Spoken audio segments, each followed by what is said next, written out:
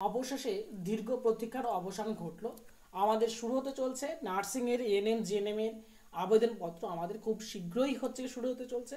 এমনকি বলা যেতে পারে এই 1-2 দিনের মধ্যে কিন্তু তোমরা তোমাদের আবেদনপত্র জমা করতে পারবে অনলাইনে সেই জয়েন্ট এন্ট্রান্সের ওয়েবসাইটটিতে। ঠিক আছে। আর যেটা ইমিডিয়েটে যেটা পাবলিশ হয়ে গিয়েছে সেটা তোমাদের ইনফরমেশন বুলেটিনটা পাবলিশ হয়ে গিয়েছে।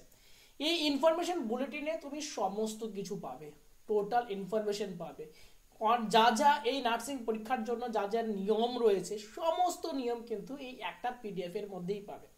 তোমাদের ওয়েবসাইটে যেটা আছে আমাদের এনএম জেনএম এর সেকশনটাতে, সেখানে এই পুরো পিডিএফটা তোমরা পেয়ে যাবে। তবে আজকে আমরা এই ভিডিওটাতে এই পুরো পিডিএফটার সার মর্মটা একটু আলোচনা করব, কারণ এটা কিন্তু তোমাদের জন্য খুব ইম্পর্টেন্ট, খুব বলতে খুব ইম্পর্টেন্ট। কারণ সারা বছর কি তোমাদের বিভিন্ন প্রশ্ন আসবে, সেই সমস্ত প্রশ্নের উত্তর কিন্তু এর মধ্যেই রয়েছে। তো আজকে যতটা পারছি কি এটার একটা সারমর্ম করে তোমাদেরকে বুঝিয়ে দিচ্ছি কোথায় কোথায় কি কি গুরুত্বপূর্ণ নিয়মগুলো আছে এবং কি কি চেঞ্জেসগুলো হয়েছে সেইগুলোতে। ঠিক আছে, তো চলো শুরু করা যাক আজকের এই ইনফরমেশন বুলেটিনের একটা সারমর্ম বলতে পারো। এবং পরীক্ষার অ্যাপ্লাইটা করার আগে এই জায়গাটা তোমাকে কিন্তু মাস্ট দেখতেই হবে। তো যেমনটা তোমরা সকলেই জানো যে আমাদের পরীক্ষার ডেটটা তো অলরেডি পেয়ে গিয়েছি আমরা।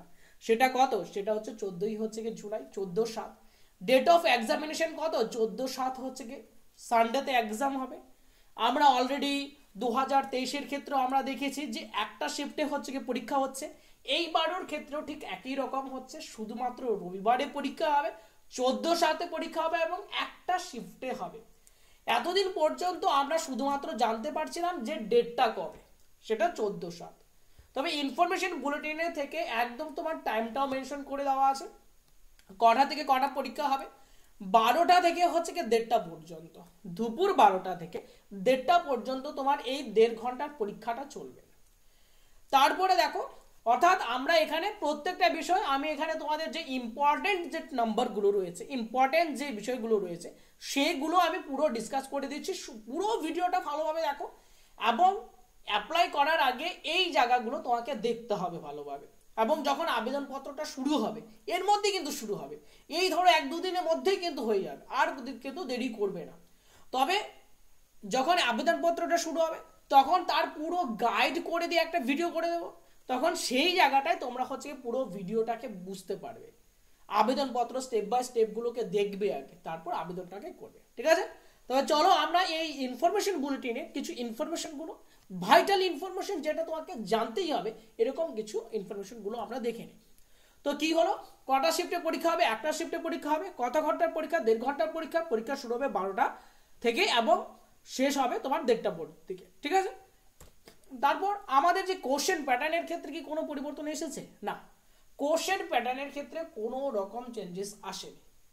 তো অনেকেই আছো তোমাদের মধ্যে যারা একদম নতুন স্টুডেন্ট রয়েছে, যারা প্রথমবারের জন্য এই নার্সিং পরীক্ষাটা দেবে, তাদের জন্য বলে রাখি পুরো সিলেবাসটাকে আমি আরও একবার একটু বলে দিই। ঠিক আছে, তবে টোটাল পরীক্ষা কততে হয়? আমাদের 115তে পরীক্ষা হয়, যেমনটা তোমরা ডিসপ্লেতে দেখতে পাচ্ছ। তবে ক্যাটাগরি 1-এর ক্ষেত্রে এবং ক্যাটাগরি 2 থাকে। সবার আগে এটা বলে দিই যে ক্যাটাগরি 2-তে আমাদের কোনো নেগেটিভ মার্কিং থাকে না।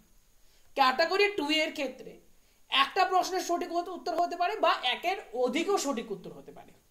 হ্যাঁ, এবং আমাদের লাইফ সায়েন্সের ক্ষেত্রে 30 নাম্বারের 30টা শর্ট কোশ্চেন থাকে এবং 10টা তোমার ক্যাটাগরি 2-এর কোশ্চেন থাকে।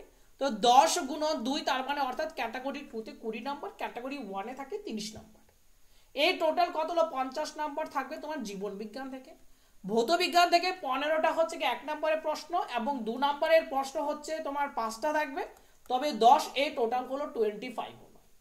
অর্থাৎ আমার এই 115-এর মধ্যে তোমার 50 জীবন বিজ্ঞান এবং ভৌত বিজ্ঞান 25, টোটাল 75 নাম্বার এখানেই থাকবে। Life science and physical science. Basic ইংলিশে 15 থাকবে, এর কোনো ক্যাটাগরি 2-এর কোশ্চেন্স নেই। ক্যাটাগরি 2-এর প্রশ্ন শুধু জীবন বিজ্ঞান এবং ভৌত বিজ্ঞানের ক্ষেত্রেই থাকে। তবে অঙ্কের ক্ষেত্রে 10টা প্রশ্ন থাকবে, জেনারেল নলেজে 10টা, লজিক্যাল রিজনিং এর 5টা। এই টোটাল আমরা ক্যাটাগরি 1-এ দেখব 85 নাম্বার এবং ক্যাটাগরি 2-তে টোটাল কোশ্চেন থাকে 15টা, প্রত্যেকটাতে নাম্বার কত? 2 করে, তাহলে টোটাল থাকে 30। এই 85 আর 30 টোটাল তোমার কত পরীক্ষার নাম্বার? 115। এই হলো তোমার তোমার কোশ্চেন প্যাটার্নটা, পরীক্ষার কোশ্চেন প্যাটার্নটা কেমন হতে চলছে। তারপরে আমরা দেখব তোমরা যখন আবেদনটা শুরু করবে, তাই তো, এই আবেদনটা শুরু হবে, আবেদনটা করার আগে খুব ভালোভাবে মাথায় রাখো, তবে এই জায়গাটায় আবেদনটা যখন তোমরা করবে কতগুলো ইনফরমেশন তুমি যখন একবার ফাইনাল সাবমিট করে দাও তারপর আর কোনো চেঞ্জেস করতে পারবে না। দেখো আগে জিনিসটাকে বোঝো, নার্সিংয়ের যখন তুমি অ্যাপ্লাইটা করবে, অ্যাপ্লাইটা করার পর যখন তুমি ফাইনাল সাবমিশন হয়ে গেল তখন তোমাকে একটা কারেকশন পিরিয়ড দেয়, কারেকশন পিরিয়ড দেয় যে এই সময়ের মধ্যে তোমার যদি কোনো ভুল হয়ে থাকে তবে সেটাকে তুমি চেঞ্জেস করতে পারো। কিন্তু 6টা আইটেমে তুমি কোনো রকম চেঞ্জেস করতে পারবে না। সেই 6টা আইটেম কি কি? তোমার নিজের নাম তুমি চেঞ্জ করতে পারবে না, বাবার নাম, মায়ের নাম, জেন্ডার চেঞ্জ করতে পারবে না, তোমার ডোমিসিয়াল এটা চেঞ্জ করতে পারবে না, ডেট অফ বার্থ তুমি চেঞ্জ করতে পারবে না। এই হলো 6টা আইটেম। একবার যদি তুমি ফাইনাল সাবমিট করে দাও সেটা আর পরবর্তীতে তুমি কোনো রকমভাবে চেঞ্জ করতে পারবে না। তাই খুব ভালোভাবে ফিল আপ করবে, একদম প্রত্যেকটা ঘর ভালোভাবে বুঝে নিয়ে তারপর কিন্তু করবে। তারপরে চলো নেক্সট পয়েন্ট আমাদের, আমার এই যে অ্যাপ্লাইটা শুরু হতে চলছে এনএম জেনেমের অ্যাপ্লিকেশন করতে গেলে টাকা কত লাগবে? টাকা লাগবে হচ্ছে কি তোমার টোটাল টাকা লাগবে 400 টাকা লাগবে সাধারণত জেনারেলদের জন্য, এবং যাদের এসসি আছে, এসটি আছে, ওবিসি এ আছে, ওবিসি বি আছে, তো তাদের জন্য এমনকি হচ্ছে যাদের হচ্ছে তোমার ইডব্লিউএস রয়েছে, অরফান রয়েছে, এই প্রত্যেকের জন্য 300 টাকা। জেনারেলের ইউআর এর জন্য তোমার টাকা লাগবে 400 টাকা, এবং আমাদের যে রিজার্ভ ক্যাটাগরি রয়েছে SC, ST, OBC A, OBC B, EWS, orphan candidates, তাদের জন্য তোমার 300 টাকা লাগবে আবেদনের জন্য। ঠিক আছে, নেক্সটে চলো এলিজিবিলিটি ক্রাইটেরিয়া। দেখো একটা জিনিস বোঝো, আমাদের 2021 পরীক্ষা হলো, 2022 পরীক্ষা হলো, আমরা যদি দেখি বিগত বছরের যে প্রশ্নগুলোর দিকে যদি দেখি তবে আমাদের শুরুর ক্ষেত্রে এটা বলা ছিল যে আরবান এরিয়া থেকে শুধুমাত্র জিএনএম করতে পারে, তারা এনএম করতে পারে না। 2023 সেটা চেঞ্জ হয়ে গেল, এবারেও কিন্তু সেই চেঞ্জটা বহাল অবশ্যই থাকবে যে আমার ইন্ডিয়ান সিটিজেন হলেই হলো এবং আমার ওয়েস্ট বেঙ্গলের গত 10 বছরে পার্মানেন্ট রেসিডেন্ট হতে হবে। যদি পার্মানেন্ট ওয়েস্ট বেঙ্গলের রেসিডেন্ট হয় গত 10 বছর থেকে, সে এনএম এর জন্য অ্যাপ্লাই করতে পারবে, সে জিএনএম এর জন্য অ্যাপ্লাই করতে পারবে। কারা অ্যাপ্লাই করতে পারবে? অ্যাপ্লাই করতে পারবে যারা হচ্ছে কি উচ্চ মাধ্যমিক পাস করেছে, এবং যদি হচ্ছে এরকম হয় যে পরীক্ষা জাস্ট এবার দিল, এখনো তাদের তো রেজাল্ট বেরোয়নি, এবার 2024 যারা উচ্চ মাধ্যমিক পরীক্ষা দিয়েছে তারাও কিন্তু এটাতে আবেদন করতে পারবে। এবং একটা জিনিস হলো, আমরা এর আগেও হচ্ছে বিভিন্ন নোটিফিকেশনের মধ্যে দেখেছি যে নার্সিংয়ে তোমার আপার এজ লিমিট তুলে দেওয়া হয়েছে। তবে নার্সিংয়ে যদি আপার এজ লিমিটে তুলে দেয় তবে কি কোনো বয়সের সীমা নেই? একদম। আজকে আমরা এই জিনিসটা একটু পরেও দেখব যে কোনো কিন্তু বয়সের সীমা নেই, অর্থাৎ আপার এজ লিমিট কিন্তু থাকছে না। তোমার বয়স 30 হোক 40 হোক তুমি অ্যাপ্লাই করতে পারবে। কিন্তু একটা জিনিসে দেখো যে বিলোর একটা আছে 17 বছরের, যদি কম বয়স হয়, সাধারণত 17 বছরের বেশি হলেই আমরা উচ্চ মাধ্যমিকটা হয়ে যাচ্ছে, সেই 17+ বা হচ্ছে 18 এরকম একটা এজে গিয়ে তোমার উচ্চ মাধ্যমিক পরীক্ষাটা হচ্ছে। তো কারো যদি কোনো কারণবশত উচ্চ মাধ্যমিক পরীক্ষা দিয়েছো এবং তার হচ্ছে গিয়ে এবছর দিয়েছো, এই বছর তার বয়স হচ্ছে 17 কম, তবে সেই ক্ষেত্রে কিন্তু সে অ্যাপ্লাই করতে পারবে না। তার মানে আমরা কি দেখলাম যে আমাদের কোনো আপার এজ লিমিট নেই, কিন্তু আমার লোয়ার এজ লিমিট রয়েছে। সেটা কত লোয়ার এজ লিমিটটা? সেটা হচ্ছে 17 বছর। ঠিক আছে, তারপর নেক্সটে চলো, আমাদের হচ্ছে গিয়ে এই এনএম এবং হচ্ছে গিয়ে জিএনএম কারা করতে পারবে? এনএমটা তো শুধুমাত্র তোমার ফিমেলদের জন্য, এখানে ছেলেরা করতে পারে না, এবং এর কোনো আমাদের ওয়েস্ট বেঙ্গলে কোনো প্রাইভেট ইনস্টিটিউটে নেই, যা আছে গভর্নমেন্ট ইনস্টিটিউট আছে এনএমআর। আর জিএনএম এর ক্ষেত্রে ছেলেরাও করতে পারে, মেয়েরাও করতে পারে, এবং যদি আমরা এজ লিমিটে দেখি তবে no upper age limit, no upper age limit. কারা করতে পারবে সেটা অলরেডি বলে দিলাম। এবং নাম্বারের একটা আছে, কত নাম্বার লাগবে, এইচএস এর নাম্বার কত লাগবে? এইচএস এর নাম্বার লাগবে টোটালের উপর 40% নাম্বার হলেই সে অ্যাপ্লাই করতে পারবে। টোটালের উপর, এবার বলতেই পারো টোটাল যারা হচ্ছে কি এবার উচ্চ মাধ্যমিকের পরীক্ষা দিয়েছো তাদের তো এখনো তো রেজাল্ট হয়নি, তাই না? তবে তাদের হচ্ছে ক্ষেত্রে কি হবে, হ্যাঁ তোমাদের ক্ষেত্রে যখন রেজাল্ট আউট হবে তারপরে তো তুমি তো ডকুমেন্ট ভেরিফিকেশন করবে, তো সেই জায়গায় তোমাকে 40% মার্কস তোমাকে দেখাতে হবে। এবং অবশ্যই ইংরেজিতে উচ্চ মাধ্যমিকে 5 নাম্বার থাকতেই হবে, বোঝা গেল? তারপর ভোকেশনাল স্ট্রিমের এখানে কিছু আছে, ভোকেশনাল স্ট্রিমটা যাদের রয়েছে তারা এখান থেকে একটু দেখে নেবে। নেক্সট কোশ্চেন্সে চলো। তারপর আমাদের দেখো কি বলেছে, ডোমেশিয়াল হচ্ছে গিয়ে ক্রাইটেরিয়া। ডোমেশিয়াল ক্রাইটেরিয়ার ক্ষেত্রে আমাদের বিভিন্ন প্রফর্মাগুলো দেওয়া আছে, দেখবে আমাদের যখন হচ্ছে গিয়ে এই যে পিডিএফটা ইনফরমেশন বুলেটিনে যে পিডিএফটা পাবলিশ করেছে তারা, তবে সেই জায়গাটার হচ্ছে গিয়ে শেষের দিকে একটা লক্ষ্য করবে, পারফর্মা A1 আছে, পারফর্মা A2 আছে, তারপর পারফর্মা হচ্ছে গিয়ে বি রয়েছে, অ্যাপেন্ডিক্স 1, অ্যাপেন্ডিক্স 2 এমন অ্যাপেন্ডিক্স 10, এইগুলোর মধ্যে অর্থাৎ ইনফরমেশন বুলেটিনে যদি একদম তুমি শেষের দিকে চলে যাও তুমি বিভিন্ন পারফর্মাগুলো পেয়ে যাবে সেখানে। পারফর্মা 1 এবং অর্ডার হচ্ছে গিয়ে A2, A1 আর A2 এই দুটো হচ্ছে তোমার ডোমেশিয়াল সার্টিফিকেটের জন্য। তবে ডোমেশিয়াল সার্টিফিকেটের ক্ষেত্রে তুমি কি করাতে পারো, হয় হচ্ছে গিয়ে সেই বিডিওকে দিয়ে এসডিওকে দিয়ে সই করাতে, বা সব থেকে সহজ যেটা হয়, তুমি যে স্কুলে এইচএস পাস করেছো, উচ্চ মাধ্যমিক পাস করেছো, সেই স্কুলের হেড মাস্টার বা হেড মিস্ট্রেসকে দিয়ে সই করিয়ে নাও, সেটা সব থেকে ভালো হবে। এখন লাগবে না, আপাতত তোমার এই ইনফরমেশনগুলোকে জেনে রাখো এবং পরবর্তীতে যখন লাগবে সেগুলো পুরো গাইড করে দেবো। চ্যানেলটাকে অবশ্যই হচ্ছে সাবস্ক্রাইব করে রাখবে এবং পুরো ডিটেল হচ্ছে গিয়ে জানার জন্য। এবার দেখো ডোমেশিয়াল সার্টিফিকেটের ক্ষেত্রে যেটা বললাম কারা সই করবে, এখান থেকে যাবতীয় কিছু তোমার কিন্তু দেওয়া আছে যে কারা কারা সই করতে পারবে। তার সাথে সাথে এটা তোমরা জেনে নাও যে কারা সই করতে পারবে না। কোনো ভোটে আমাদের যে পঞ্চায়েতের ত্রিস্তর ব্যবস্থা রয়েছে, সেই পঞ্চায়েতের ত্রিস্তরের ব্যবস্থাতে যদি কোনো ইলেক্টেড মেম্বার, ঠিক আছে, ভোটের দ্বারা যারা নিয়োগ হয়েছে, সেটা এমপি হোক সেটা এমএলএ হোক, তাদের দ্বারা সই করালে এই ডোমেশিয়াল সার্টিফিকেট হবে না, ঠিক আছে, একটা গুরুত্বপূর্ণ ইনফরমেশন। তারপর এটাও আমাদের খুব ইম্পর্টেন্ট একটা, সেটা হচ্ছে গিয়ে তোমার এনসিএল সার্টিফিকেট।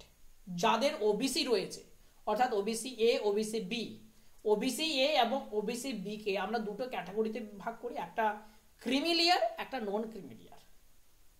ওবিসি কে আমরা হচ্ছে গিয়ে মেনলি বলবো ক্রিমিলিয়ার, ওবিসি এ তো আমরা পাবো ক্রিমিলিয়ার, নন ক্রিমিলিয়ার, এবং ওবিসি বি তেও পাবো আমরা ক্রিমিলিয়ার, নন ক্রিমিলিয়ার। আমাদের যে রিজার্ভেশনটা থাকে, সিট রিজার্ভেশনটা ওবিসির জন্য, সেটা নন ক্রিমিলিয়ারদের জন্য, যাদের ইনকাম হয় বিলো 8 লাখ। আমাদের মেজরিটি সবারই যা যা সার্টিফিকেট আছে, তোমার যদি ওবিসি যদি সার্টিফিকেট যদি থেকে থাকে, তুমি সার্টিফিকেটের একদম নিচে দিকে তলার দিকে চলে আসবে, সেই জায়গায় দেখবে লেখা থাকবে he oblique she does not belong to non creamy layer, does not belong to creamy layer, কারণ তোমার সার্টিফিকেটটা নন ক্রিমিলিয়ার। তো সেই জায়গাটায় তুমি খুব ভালোভাবে নিশ্চিত হয়ে যাও যে তোমারটা হচ্ছে কি নন ক্রিমিলিয়ার সার্টিফিকেট, এবং তোমাকে কি করতে হবে, আপডেটেড একটা এনসিএল নিতে হবে, আপডেটেড এনসিএল একটা নিতে হবে। তবে এই আপডেটেড এনসিএল কার কাছ থেকে নেবে, এসডিওর কাছ থেকে নিতে হবে। এই সংক্রান্ত এনসিএল সংক্রান্ত পুরো ডিটেল হচ্ছে কি ভিডিও দেখবে, ভিডিও আছে, তুমি যদি সার্চ করো যে এনসিএল ওএসএস স্টাডি সেন্টার লিখে যদি সার্চ করো পেয়ে যাবে, বা আমার হচ্ছে আপলোড ভিডিও সেকশনে যদি চলে যাও সেখানেও হচ্ছে কি পেয়ে যাবে। এনসিএল সংক্রান্ত ডিটেল বলা আছে সেখানে, কিভাবে করতে হয় অ্যাপ্লাই, কারা করতে পারবে, কি কি রুলস রয়েছে, কি ফর্ম রয়েছে, সমস্ত কিছু পেয়ে যাবে। নেক্সটে চলো, আমাদের রিজার্ভেশন দেখো, ফিজিক্যাল হ্যান্ডিক্যাপদের জন্য এই নার্সিংয়ের পরীক্ষাটার জন্য যে সমস্ত হচ্ছে গিয়ে ফিজিক্যাল হ্যান্ডিক্যাপ স্টুডেন্টরা অ্যাপ্লাই করে, তাদের মেজরিটি সেকশন কিন্তু তাদের ক্যান্ডিডেচার বাতিল হয়ে যায়। তার রিজন শুধুমাত্র একটা, কারণ আমাদের এই নার্সিংয়ের ক্ষেত্রে যে রিজার্ভেশনটা থাকে সমস্ত ফিজিক্যাল হ্যান্ডিক্যাপদের জন্য নয়, শুধুমাত্র কাদের জন্য থাকবে, যাদের হচ্ছে গিয়ে 40 থেকে 50% হচ্ছে গিয়ে ডিসেবিলিটি রয়েছে, এবং ডিসেবিলিটি কোন দিকে, লোকোমোটরে, এবং শুধু লোকোমোটর বলতে আমরা পুরো বডির লোকোমোটর নয়, লোয়ার লিম্সে, সেই কোমরের নিচের পার্টটাতে মুভমেন্টে কোনো প্রবলেম হচ্ছে, পায়ে হাঁটতে একটু চলতে একটু অসুবিধা হচ্ছে, এবং সে ডিসেবিলিটি খুব বেশি হলে হবে না, হ্যান্ডিক্যাপটা যদি খুব বেশি হয় তবে হবে না, তার একটা মিনিমাম একটা মার্জিন করে দিয়েছে 40 to 50%।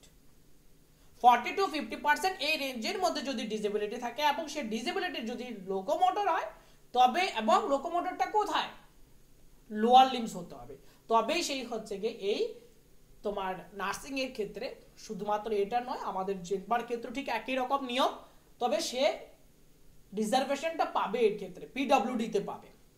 নেক্সট ব্যাপারটাতে চল, ঠিক আছে।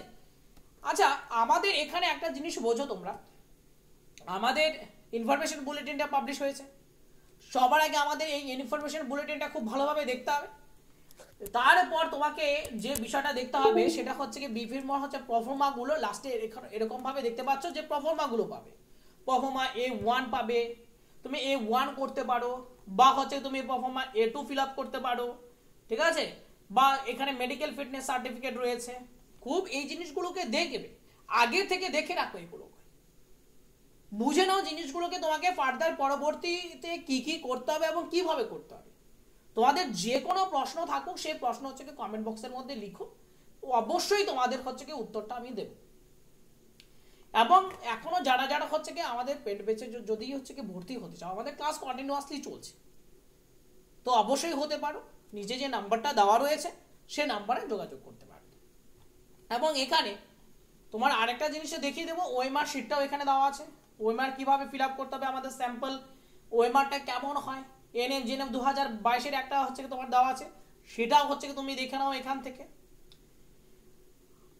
আর এখানে তোমার আর সেরকম কিছু নেই, পুরো পিডিএফটা তোমাকে ভালোভাবে দেখতে হবে এবং চ্যানেলটাকে সাবস্ক্রাইব করে রাখো পরবর্তী ভিডিওর জন্য। পরবর্তী আবেদনগুলো কিরকম ভাবে হবে, পুরো প্রসিডিওর এই যে এখন শুরু হলো, ইনফরমেশন বুলেটিন থেকে শুরু হলো এবং শেষ পর্যন্ত সমস্ত বিষয় হচ্ছে তোমাদেরকে জানিয়ে দেবে।